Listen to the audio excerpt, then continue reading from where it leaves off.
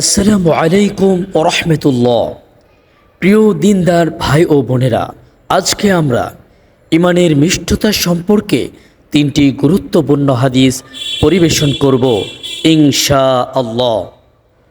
১ নম্বর হাদিস, সুলাইমান ইবনে হারব রহমতুল্লাহ আলাই আনাস রাদিয়াল্লাহু তাআলা আনহু থেকে বর্ণিত, রাসূলুল্লাহ সাল্লাল্লাহু আলাইহি ওয়াসাল্লাম বলেন, তিনটি গুণ যার মধ্যে থাকে সেই ঈমানের স্বাদ পায়। নাম্বার ১, যার কাছে আল্লাহ তার রসুল অন্য সব কিছু থেকে প্রিয়। নাম্বার ২, যে একমাত্র আল্লাহরই জন্য কোনো বান্দাকে মহাব্বত করে এবং আল্লাহরই জন্য মহাব্বত ছিন্ন করে। নাম্বার ৩, আল্লাহ তাআলা কুফর থেকে মুক্তি দেওয়ার পর যে কুফরে ফিরে যাওয়াকে আগুনে নিক্ষিপ্ত হওয়ার মতোই অপছন্দ করে।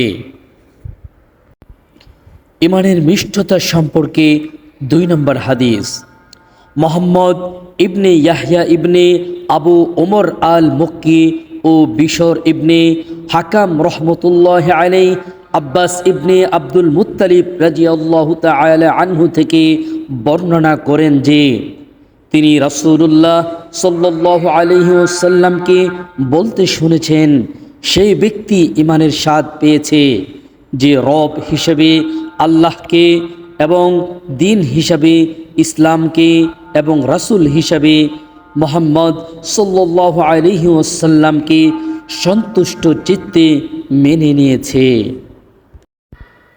প্রিয় বন্ধুগণ, এখন আমরা ঈমানের মিষ্টতা সম্পর্কে ৩য় নম্বর হাদিস শ্রবণ করব। মোহাম্মদ ইবনে মুসান্না ও ইবনে বাশার রহমতুল্লাহ আলাইহি আনাস ইবনে মালিক রাদিয়াল্লাহু তাআলা আনহু থেকে বর্ণনা করেন যে রাসূলুল্লাহ সাল্লাল্লাহু আলাইহি ওয়াসাল্লাম বলেছেন, তোমাদের কেহই ততক্ষণ পর্যন্ত মুমিন হতে পারবে না যতক্ষণ পর্যন্ত না আমি তার কাছে তার সন্তান সন্ততি পিতামাতা এবং অন্য লোকদের চাইতে অধিক প্রিয় না হব।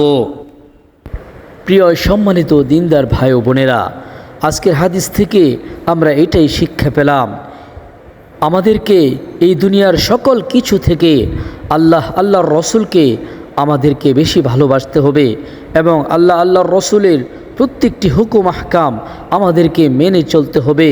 তাহলেই আমরা ঈমানের প্রকৃত মিষ্টতা, ঈমানের স্বাদ আমরা পেয়ে যাব ইনশাআল্লাহ। আল্লাহ তাআলা আমাদেরকে আমল করার তৌফিক দান করুন, আমিন। প্রিয় বন্ধুগণ, আমাদের চ্যানেলে যারা নতুন দর্শক, আমাদের চ্যানেলটিকে সাবস্ক্রাইব করে সাথেই থাকুন। ধন্যবাদ।